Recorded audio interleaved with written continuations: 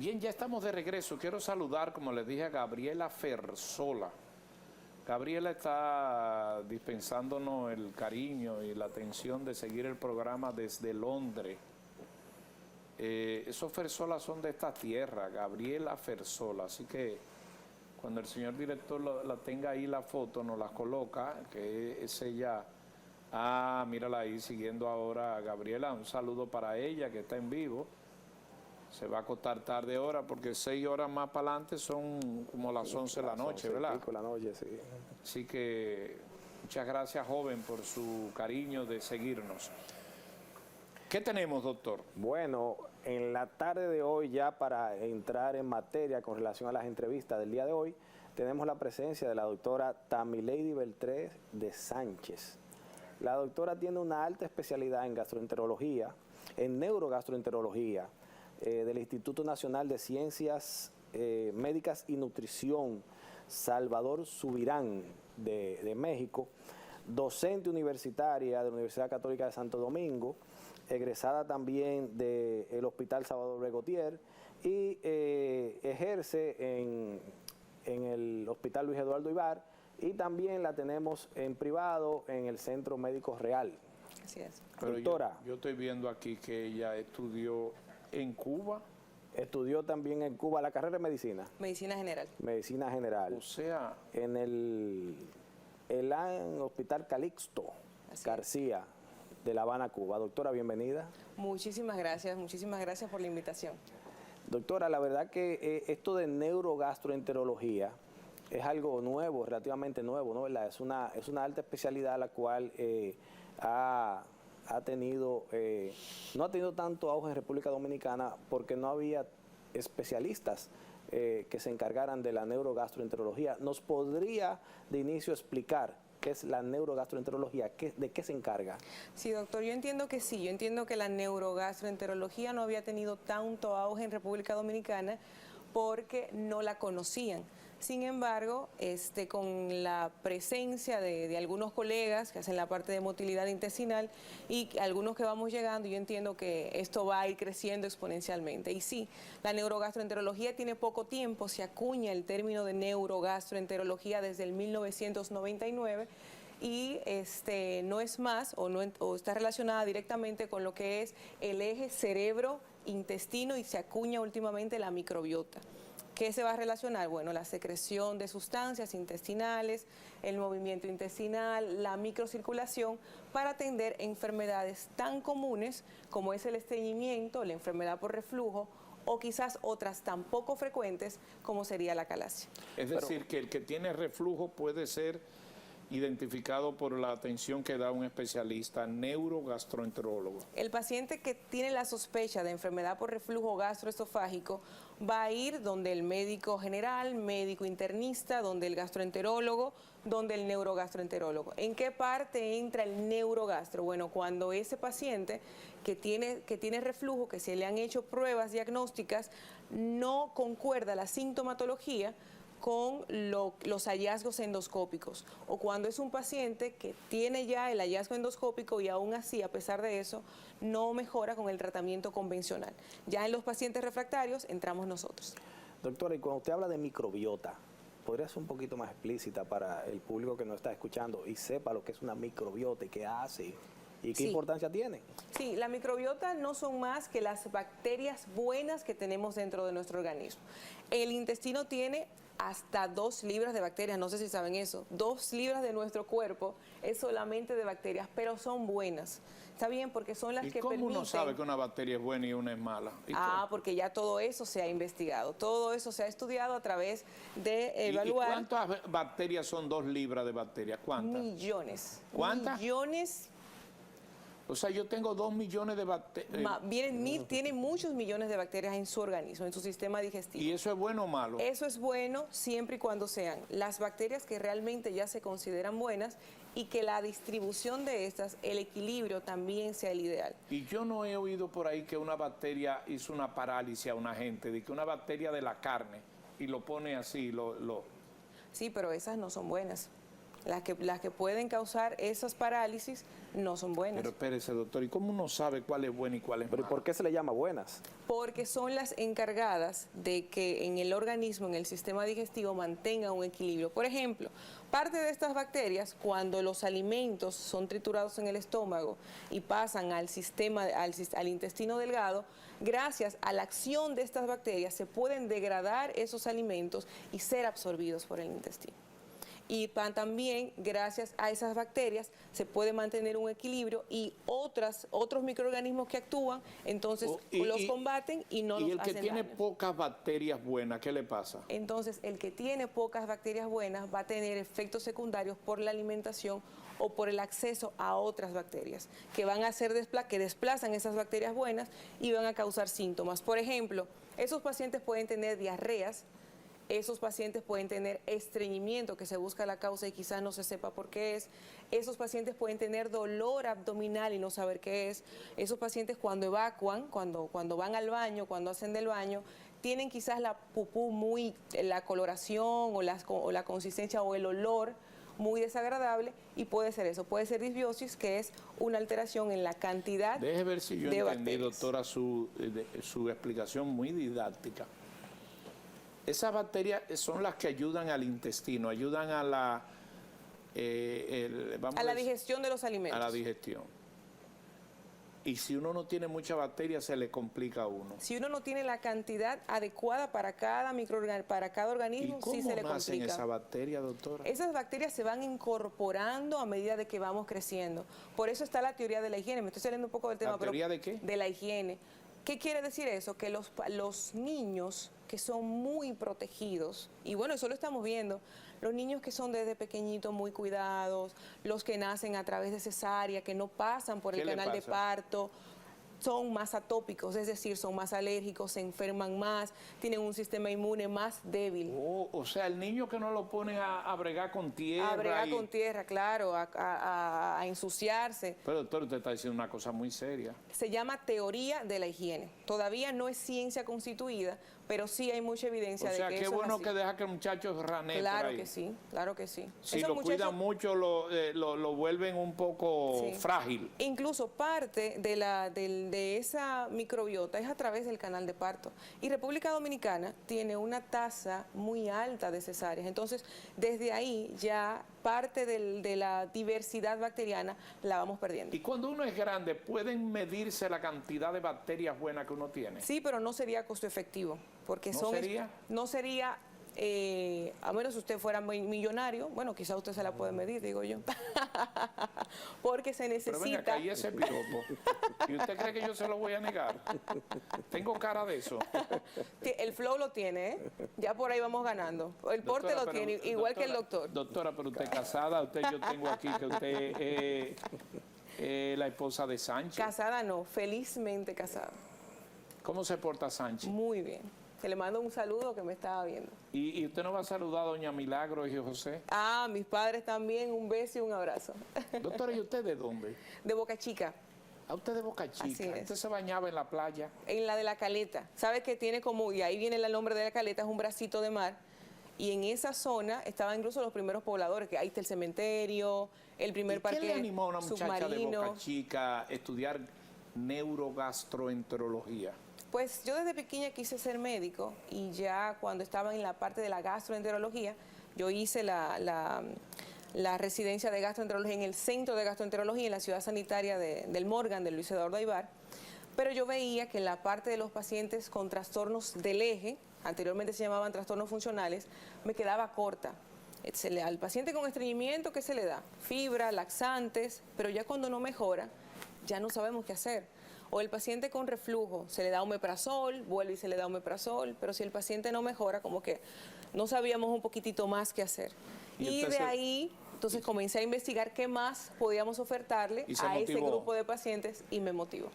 Y entonces usted se motivó por esa situación y se fue a estudiar fuera. y me fui a estudiar fuera. Pero hay pocos dominicanos que tienen esta especialidad, ¿cierto? Sí, hasta el momento hay un trabajo que se ha hecho con un grupo de colegas que han hecho entrenamientos en motilidad intestinal y han llevado un trabajo brillante en República Dominicana. ¿Cuántos médicos neurogastroenterólogos? Neurogastroenterólogos, hasta el momento hay 2. Está una doctora en Santiago y quien le habla en República Dominicana. Oh, nada más hay En Santo 2. Domingo.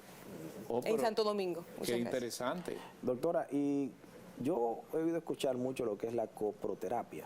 Eso es para aumentar la microbiota, o sea, las heces intestinales que se le introducen a las personas para crear microbiota. Sí. Eso se está utilizando en el país. Porque es medio difícil. ¿Cómo usted le explica a un paciente que tiene que meterle heces fecales por los intestinos para crear microbiota? Explíqueme eso. Sí, en el país todavía no se está utilizando, pero hay lugares, como en España, como en México también, que se está utilizando eso. Y es el trasplante, también se le dice así, de heces fecales. ¿Qué pasa en estos Un casos? momentico, porque ustedes están hablando de esto como una cosa. Aquí vino el doctor Santana. El doctor Santana vino aquí a hablar de la microbiota y que las heces fecales, o sea, la pupú se lo inyectaban a la gente. Pero señores, pero el mundo se está acabando. No, para nada.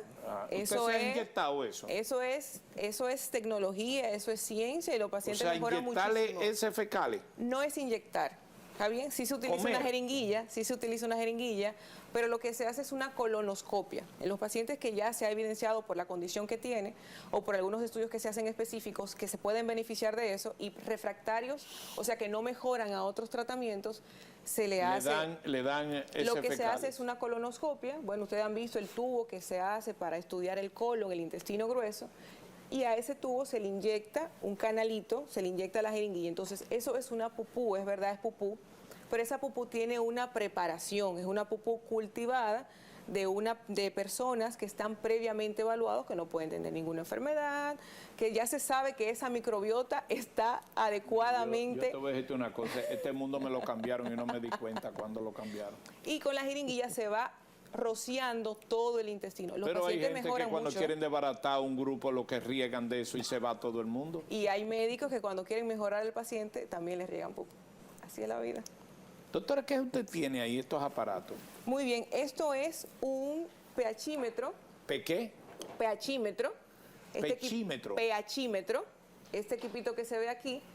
Y lo que... Ok, muy bien.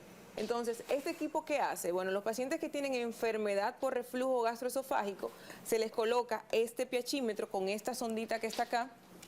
Esta sondita, como pueden apreciar, es muy flexible y va por la naricita, por la nariz. Entonces, esta sonda se coloca un poquitito por encima de la unión esófago-gástrica. ¿Está bien? Ahí como si fuera un cheque, como si fuera una válvula, bueno, no tiene válvula, pero como si fuera un pasecito que permite la comunicación de los alimentos y de los líquidos del esófago hacia el estómago. Por encima de esa unión se coloca esta sonda. ¿Qué permite ver eso? El grado de exposición al ácido que tiene el paciente. ¿Por qué? Porque la enfermedad por reflujo es o que el paciente siente muchas agruras, siente mucho ardor, aquí arriba en el pecho, en la boca del estómago, pero arriba, o que el paciente siente que la comida le sube, las agruras que le suben, que sería la regurgitación cuando tienen el reflujo. Estos son los síntomas típicos de la enfermedad por reflujo gastroesofágico y cuando el paciente quizás no tiene una situación, una sintomatología muy florida o quizás el paciente no tiene, le han realizado otros estudios y a pesar de eso no mejora del tratamiento o quizás los estudios que le hicieron no arrojaron el diagnóstico, se le coloca este equipo. Bueno, pero eso es interesante. ¿Usted lo utiliza mucho? En mi escuela se utilizaba muchísimo porque la enfermedad por reflujo está hasta en el 20% de la población general. Doctora, ¿y usted consulta dónde? Yo estoy consultando en el Distrito Nacional, en el Centro Médico Real, a sus órdenes los viernes, y en la zona oriental, en el Instituto Cardiovascular del Este, los lunes, y en el Centro Médico Bienestar Renal los jueves, y en mi casa Boca Chica los sábados. Y tiene muchos pacientes, por lo que ve usted. Ahí vamos poquito a poco, porque no tengo ni un mes en el país, pero poquito a poco avanzando. Ah, por eso que usted viene hablando con un idioma medio cubanoide. Todavía le queda el acento. El acento, sí. ¿Y qué tiempo usted tuvo fuera, doctora? Tuve un año. En Cuba 6 años y medio. En Cuba 6. Sí. Hábleme de Cuba. ¿Le gustó Cuba? Pues Cuba, para lo que yo fui a hacer, que fue a buscar medicina, sí. Realmente fue un país que me dio mucho de ¿En salud. qué ciudad se quedaba? En La Habana. La Habana. Me dio mucho de la parte de salud. Son muy clínicos y lo que me correspondía era la medicina general, así que entiendo que sí se pudo aprender mucho. ¿Y en el Gautier cómo le fue? En el Gautier también es un hospital que te forma. Director, póngame los teléfonos si quieren una pregunta. Sí, ya le dije doctor al director. Bueno, aquí vamos a terminar todo doctor. Sí, hay, si no yo tengo varias preguntas aquí. Continúe, doctora. Bueno, el Gautier es un hospital que te forma en la residencia y en la vida también, por la cantidad de casos que podemos ver en esas emergencias. Y la neurogastroenterología, que nada más tenemos 2 terminadas, ¿no? ¿Hay países que han desarrollado mucho esto? Sí, por ejemplo México, que fue el lugar donde estuve. Ellos de hecho tienen una sociedad aparte de neurogastroenterología. Está también la Sociedad Latinoamericana de Neurogastroenterología, la Sociedad Europea, la Americana. O sea, ya esto es algo que aunque es nueva, tiene un crecimiento exponencial. O sea, que llegó para quedarse. Doctora, yo quería preguntarle, antes de que acabe la entrevista, ¿hay mucha, digamos que, diferencia con relación... hay una llamada. Sí.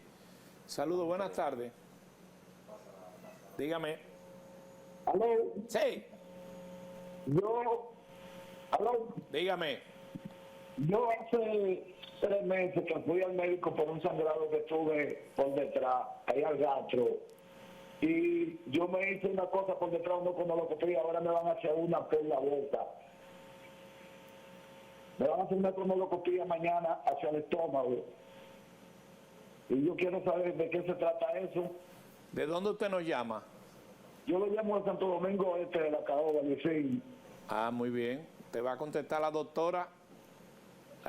Ponle atención a la doctora. Adelante. Muy bien, si él dice que tiene un sangrado por detrás, entonces estamos hablando de rectorragia y le hicieron una colonoscopia. Las causas de sangrado rectal más frecuentes son las hemorroides y en segundo lugar la diverticulosis. Por el tono de voz pudiera ser quizás un paciente mayor a 50 años, que es donde comienza a incrementarse la probabilidad de que tenga divertículos.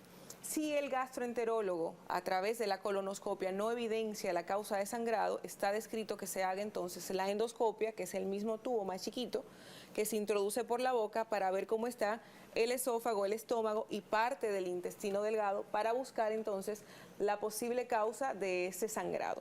Si el doctor no consigue la causa de sangrado, también está descrito realizar al paciente. Cae en el grupo de los pacientes con sangrado oscuro. Es el paciente que tiene la evidencia de que está sangrando, pero con los estudios endoscópicos no se ve la causa, el punto exacto del sangrado. Y entonces tendría la indicación de la cápsula endoscópica. ¿Qué es la cápsula endoscópica? Es una capsulita, como el nombre lo indica, pequeñita, que tiene una camarita que va tomando fotos y permite evaluar el intestino, porque el intestino delgado es muy grande, es muy largo, tiene de 6 metros a 6 metros y medio, incluso 7, y el tubo del endoscopio o del colonoscopio no alcanza. Entonces con eso nos podemos auxiliar. Tenemos otra llamada. Saludos, buenas tardes. Saludos. Buenas tardes. Buena. Su pregunta. Buena. Sí, diga. Sí. Buenas tardes. Buenas tardes. Una pregunta para la doctora. Dígala. Yo llevo varios años sufriendo de reflujo gástrico. Yo llevo varios años sufriendo de reflujo gástrico. Y despierto toda la noche con amargo, con la boca amarga y reseca. Y he ido a varios gastros, me he hecho endoscopía y lo que me dan pastillas y nunca he visto solución sobre ese amargo de la boca. Muy bien. ¿De dónde usted llama? Santo Domingo Este. Adelante, doctor. Bueno, ese paciente es mío. ¿Por qué? Porque él está diciendo que sufre de reflujo. Uno de los síntomas más objetivos de la enfermedad por reflujo gastroesofágico es eso, que el paciente tenga de la noche más síntomas incluso que en la mañana. El paciente por lo general que dice que tiene enfermedad por reflujo y en la noche esos síntomas desaparecen, quizás no es tal enfermedad por reflujo, pero en el caso de él eso asevera que pudiera ser una enfermedad por reflujo. Primer paso es el tratamiento empírico. por 8 o 12 semanas. Si el paciente con eso no mejora, le toca el tubo por arriba, por la boca, endoscopia, para ver si realmente tiene esofagitis, si tiene una lesión en el esófago, y entonces se incrementa el tratamiento. Ahora, si no aparece nada, o si apareció pero no mejoró, o si a pesar de la mejoría el paciente sigue con los síntomas, le toca realizarse una pHimetría de 24 horas, que fue justo el equipo. pHimetría de 24 horas, que mide el pH, que fue justo el equipito que traje hoy, porque este nos va a arrojar 3 diagnósticos: que el paciente no tenga nada, que esté normal, que los síntomas que él refleje no se relacionan con lo que el equipo está describiendo, que la caída del pH está, pero no significativamente, y coincidan con los síntomas, que sería entonces el esófago hipersensible, y el diagnóstico gold estándar, que es la enfermedad por reflujo gastroesofágico, que es cuando hay una caída significativa de ese ácido, de ese pH. ¿Tenemos otra llamada? Saludos. Míralo ahí con el aparatico ahí. Sí, buenas. Adelante. Buenas tardes. Buenas tardes. Sí, hace varios años a mi señora esposa le hicieron una bariátrica y desde entonces ella ha estado padeciendo esos reflujos que dice la doctora, y siente que cada vez que come algo, pues siente que le sube. Esa situación siempre se le presenta continuamente, y siente esos dolores insoportables, y tiene que estar sometida a ese proceso de omeprazol. No hay una manera, doctor, una forma de que esto pueda variar la situación que está presentando mi esposa, porque realmente es preocupante. Tratamos de contactar al doctor que le hizo incluso a la que ella fue sometida a la operación, y él fue trasladado al hospital aquí en los Estados Unidos, y pues no hemos tenido ningún tipo de información con respecto a eso. A ver si la doctora podría darnos, por favor, una respuesta que pueda darnos un poco de alivio, por favor. Muchas gracias. Sí, los pacientes con bariátrica, sobre todo con el sleeve, que es cuando le cortan el estómago, pero el estómago queda como si fuera un tubito, sufren mucho de reflujo, porque tienen un espacio en el estómago mucho más pequeño. Entonces eso va a permitir que la comida y que el ácido que se coloca arriba y que el líquido también pueda acceder más rápido a la unión esófago-gástrica y por lo tanto entonces al esófago.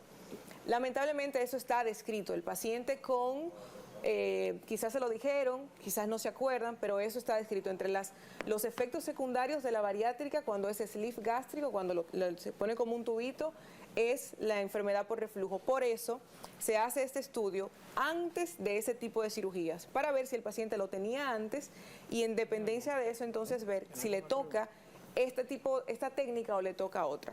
Doctora, para finalizar, porque el tiempo ya se nos está yendo encima, es importante que nos ayude a distinguir entre un reflujo gastroesofágico y un infarto, que tiende mucho a confundirse. A la población en manera de información y de orientación, para que les comente. Claro.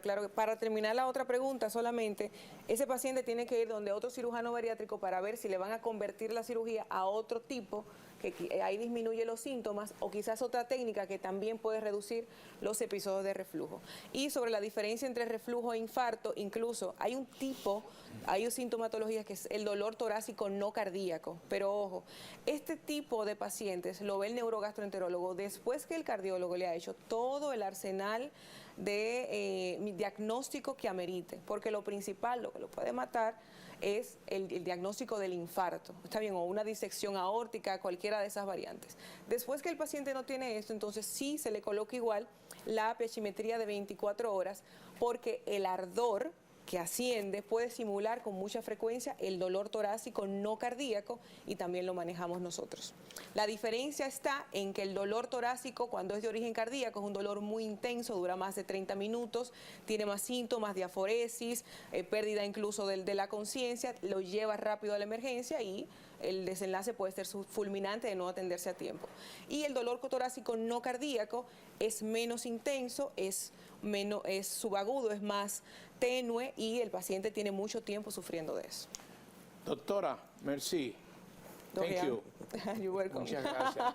¿Te habla inglés, doctora? Poquito. ¿Y habla francés? Un poquito. ¿Cómo entendez-vous? Très bien. Très bien. Voilà. Y habla inglés. Poquitito. Ustedes ven, a mí me encanta y celebro que una dominicana se disponga a tener, ¿verdad?, una preparación como esta, además de su belleza física, su capacidad de explicación, ¿no?, como médica, como profesional. Fíjense ustedes, con una especialidad atípica, ¿no? La neurogastroenterología, que hay dos aquí con esa calificación. Así que muchas gracias, doctora. Muchas gracias. Muy complacido de sus explicaciones y de los Muchísimas televidentes gracias. que llamaron. Nos vamos a la pausa, tenemos más contenido. Esto es el mundo de salud, el poder de la salud, el poder de la tarde. No se pierda, viene ahora un colega ortopeda, ¿verdad? Vamos a ver qué nos depara las informaciones de los huesos. Recuerden, hay 208 huesos, pero no todos los huesos los trabaja un ortopeda. Aprendido, ¿ok? Regresamos.